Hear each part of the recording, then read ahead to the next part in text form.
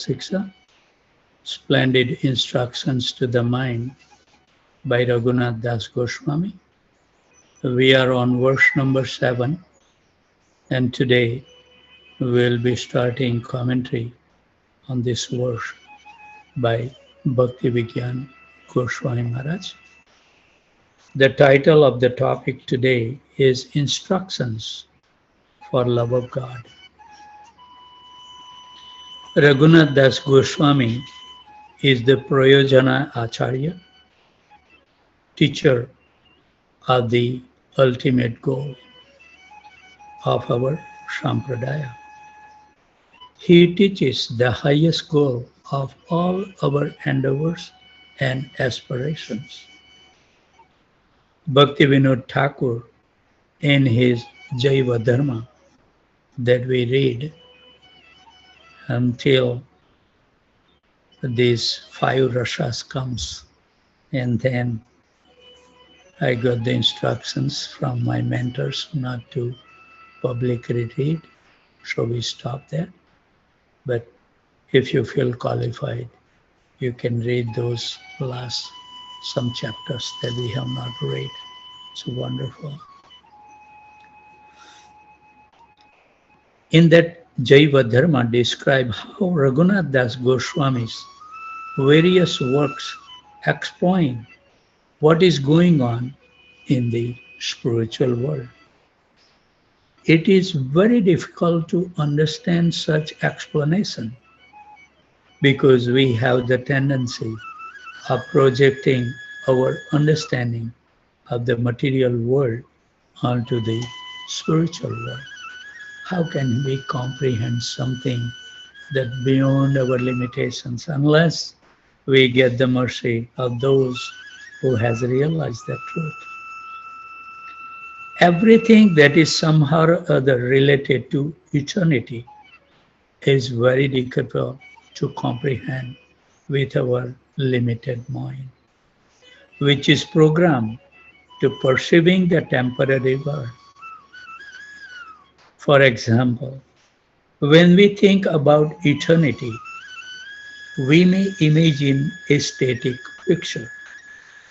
To counter these problems, Raghunath Das Goswami succeeded in explaining the way in which love is an eternal state, dynamic state, and that in the spiritual world there is no boredom. Bhaktivinoda Thakur explains that especially in Manaha Siksha, Raghunath Das Goswami is teaching us how a person can enter into this kingdom of love, of spiritual rush. Bhaktivinoda Thakur makes a unique, surprising, and even shocking statement. He says that Rupa Goswami, having described the rush and the nature of spiritual love, has not fully explained how to enter into it. It is a very strange statement because first of all, Rupa Goswami, our Abhideya Acharya, teacher of the way or the method. Secondly, if he studies his Bhakti Rasamrita Sindhu and even Ujjwala Nilamani, we will see that there he explained in great detail the practice of sadhana. Nevertheless, Bhaktivinoda Thakur makes this statement that Rupa Goswami has not explained how to enter into the rush, whereas Raghunath Das Goswami has done so in his Manaha Siksha. So we can see it, how important this book is for all of us.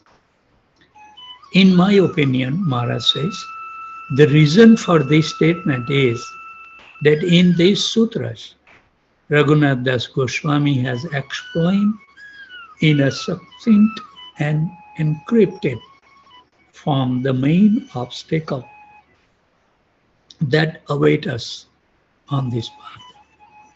He explained the realm of spiritual affection or love and what is internally preventing us from developing this affection.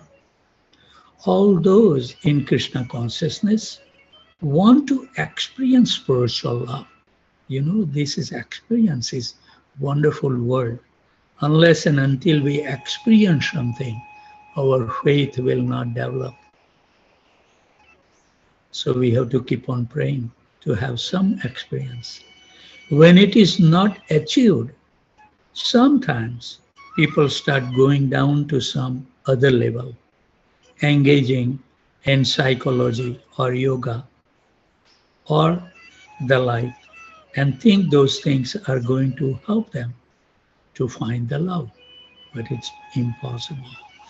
This uniqueness of the Manaha Siksha is that it explains our own psychology, which resists spiritual life.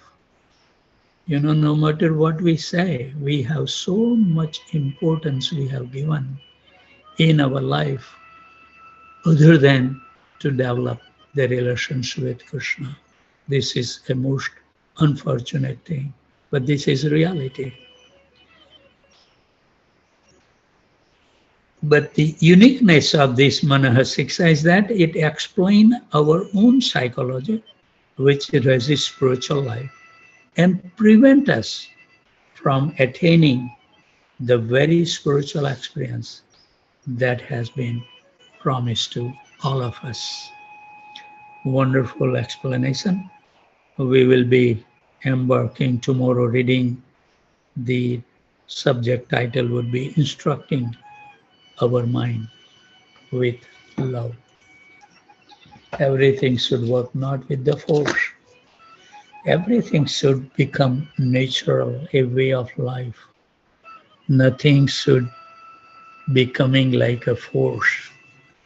We don't have to apply the force to wake up early in the morning. It should become a regular thing that we should wake up in the morning even though our alarm clock doesn't go off. Hare Krishna. So now we will be embarking on Srila Prabhupada life. Srila Prabhupada Lilamrita, volume number 4, chapter 5, I think. And the title is A Lot of Ground to be Covered. I will read one paragraph to bring up to the speed. So because it's a continuation of the topic that we are reading, it would be helpful. So actually it is true. One of the devotee inquired that just by bathing here, they are liberated.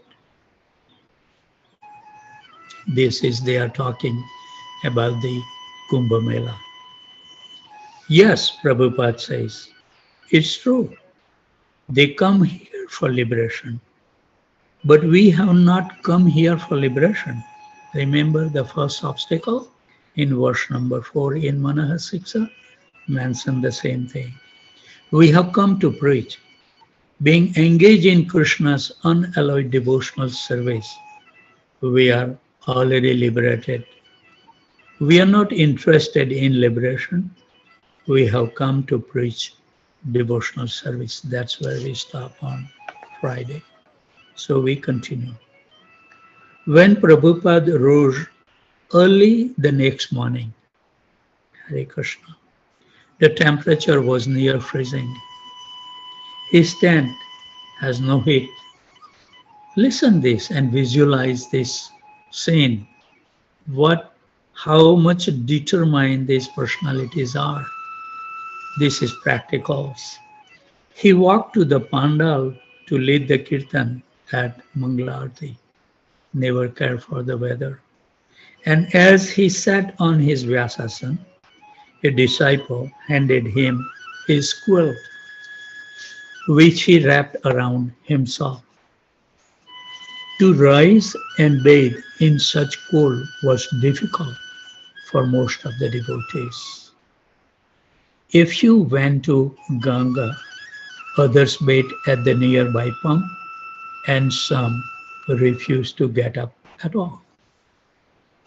I was saying that these different type of pranavayu, the different air moves into our body, and you experience when you take very cold shower, you will see that air that you breathe is completely different. Very purifying air pass through that. But how much time we allow to practice those things for our body? We never take cold water shower, so we will never understand. And you will feel, try it at least one day and see that how your inhale is completely different. So Giriraj Swami Maharaj is explaining this situation in his kind word as follows. The program was very vigorous because it was bitterly cold at night and we were expected to get up at 4 o'clock in the morning and bathe and attend Mangala Arati. So a few staunch devotees like Tamal Krishna and Hansadutta got up early by 3 or 3:30 and walked all the way from our camp to the Ganga to take an early morning bath. This is when we talk about bath in Ganga, about Tamal Krishna Maharaj. It's very prominent pastimes that when Tamal Krishna Maharaj was studying, doing his PhD at the Oxford University, and he was not involved in the management as a GBC member that much because of his academic career. So when he finished, he wants to come to Mayapur and attend again the GBC meeting. And it mentioned that he was aware of it, that he is going to leave this world. So he was dealing with each and everyone very kindly, nicely. And every lunchtime, he will go and take the bath in the Ganga every day. He didn't miss a single day taking bath in Ganga. So when I was reading like that, it reminded me of wonderful pastimes. But those of us staying in the brahmachari tent were not so staunch. And generally, when it was time to get up at 4 o'clock, it was so cold out there that we prepared to remain in our sleeping bags. Haribo. Srila Prabhupada also started to notice that some of us were coming late to Mangala Arati and that some of us were not coming at all. Prabhupada became very upset about this. Listen this. If you want to please Srila Prabhupada, wake up early in the morning. At least do that part. He became so upset about this because he knew how important waking up early in the morning was for us.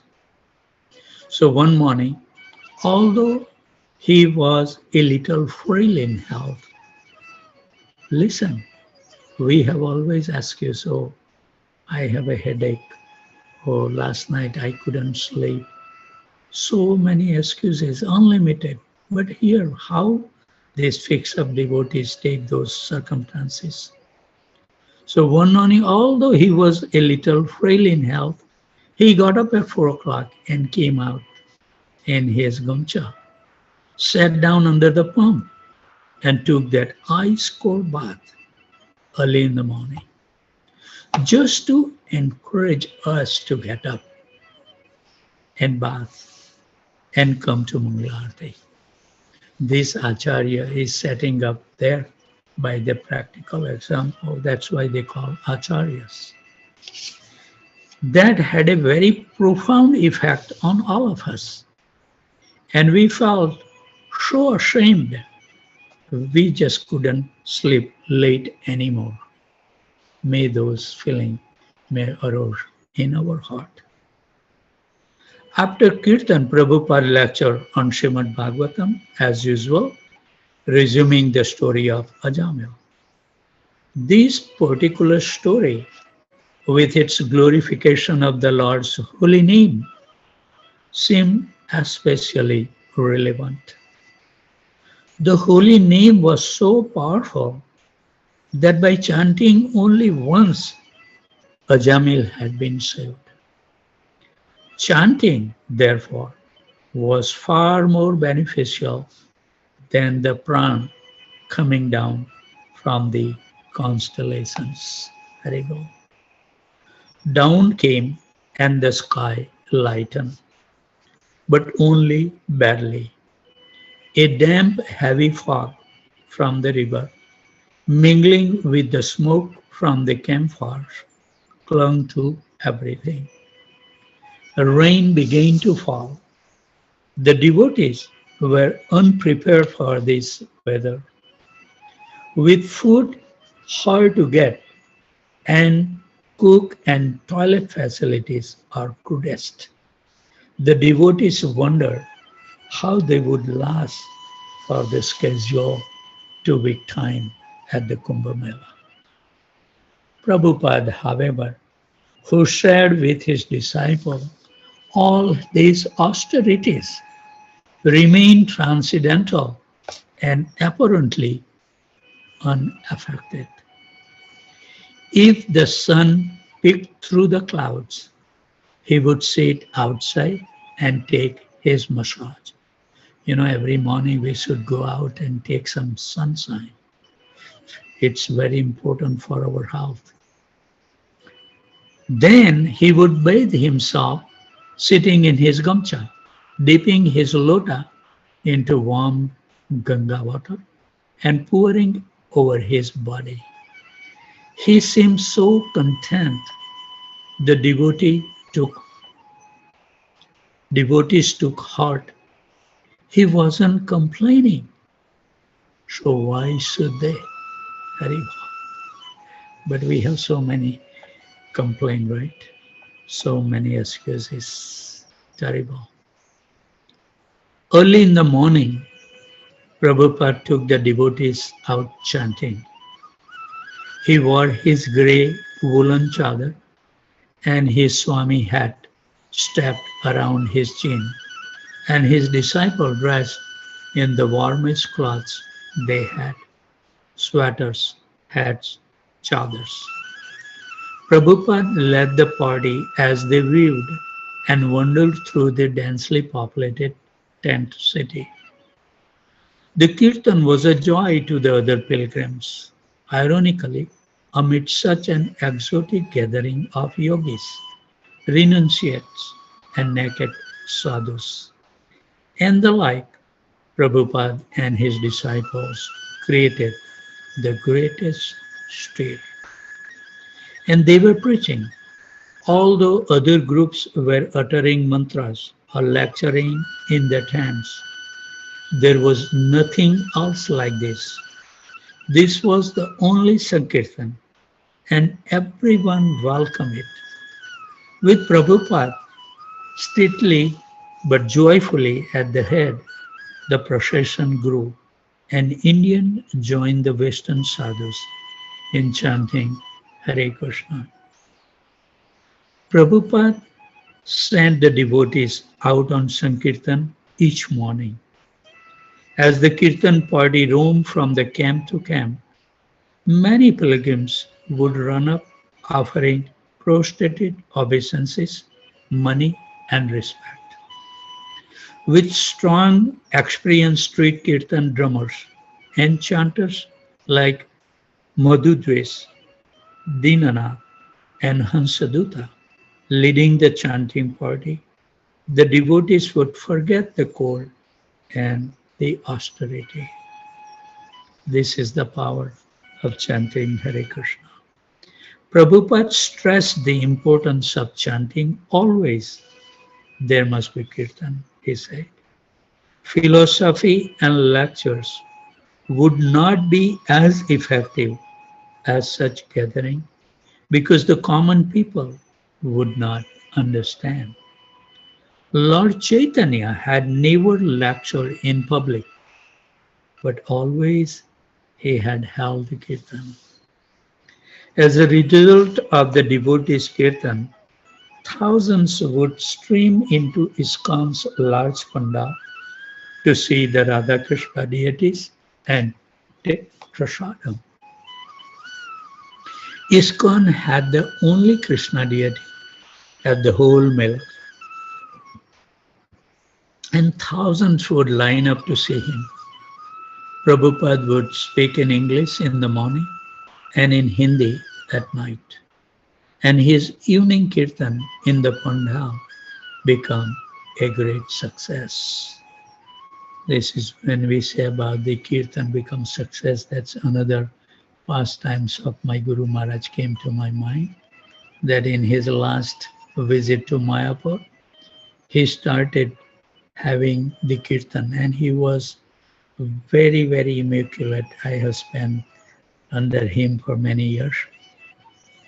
Even when we were in the Fiji and when we were doing the Sankirtan, he had that who should be in the front of this Sankirtan party, who should follow them, who should be on the left, who should be on the right. Everything he just, who will play the kartal, who will play the mridanga, who will lead the kirtan, everything arranged properly. So in the final pastimes, he had the room and he started evening program, just chanting Hare Krishna Mahamantra. And you know, Bibi Govinda Maharaj, Niranjan Swami Maharaj, all these great kirtaniyas were there. And he will pick who will lead that kirtan every evening.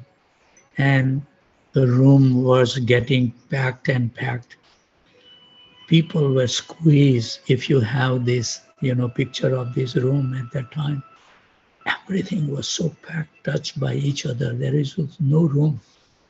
Then other devotees requested that Maharaj, how come only you give the chance to few people? Why can't we have in the open Mayapur ground? And then they started in the ground and a lot of the devotees were joining this beautiful kirtan. I think there is a CD, if you will look for the Mayapur kirtan, that was held by Tamal Krishna Maharaj before he left this world. Just proving us where we need to engage our senses. Haribol. The Western sadhu with the woman and the little child were a great curiosity to behold. Prabhupada also arranged for mass prasadam distribution, and he assigned Revati Nandan and a few helpers to cook almost non-stop over 2 small wood fires in the kitchen set. Almost non-stop.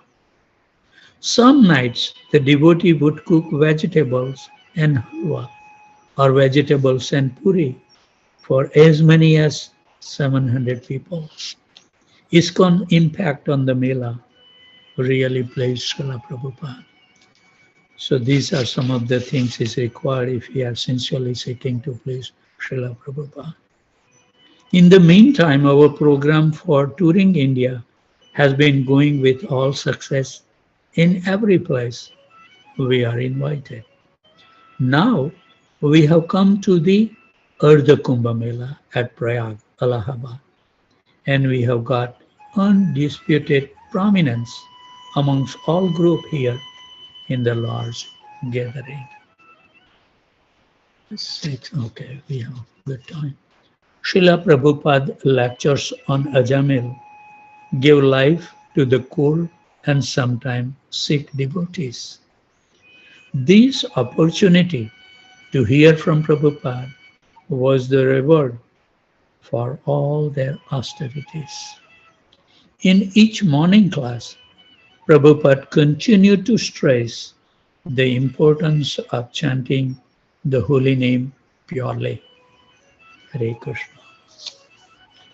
Quote, the purification of one's chanting Harinam means as soon as you chant the holy name of Krishna, you will see the form of Krishna, realize the qualities of Krishna, and remember the pastimes of Krishna. This is pure chanting. This is pure chanting of Hare Krishna mantra. That is stated in the commentary of Srila Jiva Goswami, that the pure devotee who chant the Hare Krishna Mahamantra immediately realize the Nam, Rup, Guna and Lila. Everything about Krishna simply by chanting the holy name. You will feel the form of Krishna. You will remember all his qualities. Oh, Krishna is so qualified. He is so magnanimous. Then you will remember his lila pastimes. Oh, Krishna instructed Arjuna. Krishna played with his cowherd boys. Krishna had very nice talk with the gopis, with his mother Yashoda. These things you will remember. That is the actual perfection of chanting. What a nice information Prabhupada has given. Prabhupada reiterated that the only reason he had come with his disciple to the Mela was to glorify Lord Krishna so that others could understand the importance of Krishna consciousness movement. You know, we have so many guests come for today the funeral of His Grace Janak Maharaj Prabhu. So they visited my home, and just by coming in my Japa room, some of them, they said that please send me the link. At least we will join 10-15 minutes. So hopefully when I will send it, when they go back, they may join. Who knows? Krishna is very kind.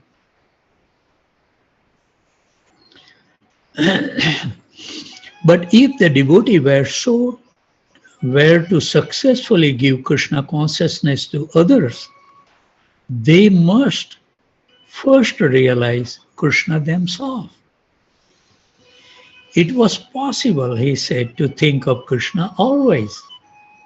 He gave the example of an Indian woman carrying a big water pots on their heads. Just as they learn to keep their balance in spite of all other movements. And in India at that time, you know, they used to have one well in the village, everybody go through, and there was no paved road. It's all uneven road and everything, but they were able to carry. Wonderful scene.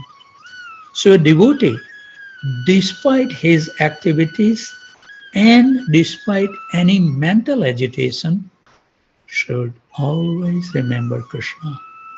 And the best way to remember Krishna is to practice always chanting the holy name. This is the sum and substance.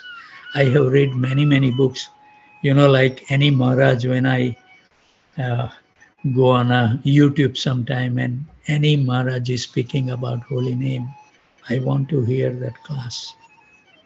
And the essence of our Acharya has given the same thing, that all these devotional practices that we do, the purpose is to always remember Krishna, never forget Krishna.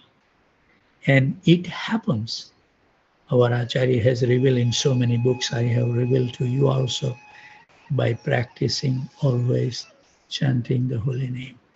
And that's the reason, if you see Namacharya, Srila Haridas Thakur, even all of our Acharya, including Bhakti Siddhanta Saraswati, Prabhupada, they were chanting so many rounds every day.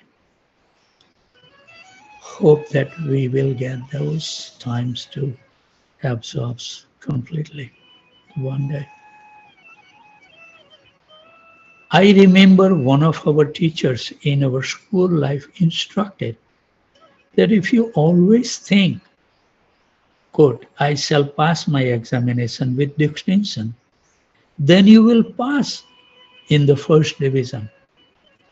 If you think, I shall pass my examination in the first division, then you will probably pass in the third division. And if you think I will somehow or other pass my examination in the third division, then you will fail.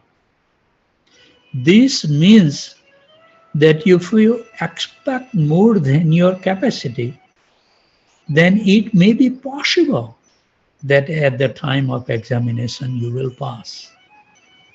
So when chanting the Hare Krishna Mahamantra, Chaitanya Mahaprabhu has said, not that you chant only 1 hour. No, one should practice, and that practice was shown by Haridas Thakur, who chanted almost 24 hours daily. But because we cannot, therefore, we have to engage always in the service of Krishna. That will make you remember Krishna. Prabhupada giving us options. Prabhupada said that the chanting of the Hare Krishna is exactly like a lion's roar. As the lion's roar frightens all small creatures, the chanting of the Hare Krishna and all one's sinful reactions. He repeatedly warned the devotees, however, to avoid the most dangerous offense, that of committing sins on the strength of the holy name. But even if you fall down, there is no loss. That is the statement of Narad Muni. If one takes to Krishna sincerely and executes devotional service, but then again falls down, still he will come back, just like we have practical experience. Some of our students have fallen down, but whatever sincere service he has rendered, that is his permanent credit. And one day he will be saved, just like Ajamil. So only one paragraph, please bear with me, I think. On Prabhupada's last day in Allahabad, Mr. Gaur Kishore visited him in his tent, inviting him to Banaras. As chairman of the 45th annual festival commemorating Lord Chaitanya's visit to Banaras, Mr. Gaur Kishore wanted Prabhupada to attend the festival as the honored guest. When Prabhupada said he felt ill and that perhaps some of his disciples could go in his instead, Mr. Gaur Kishore persisted until Prabhupada finally agreed. But first, Prabhupada wanted to visit Gorakhpur. So this section is finished. We should be punctual in our practices, right on time. Krishna is so kind. So thank you very much for joining.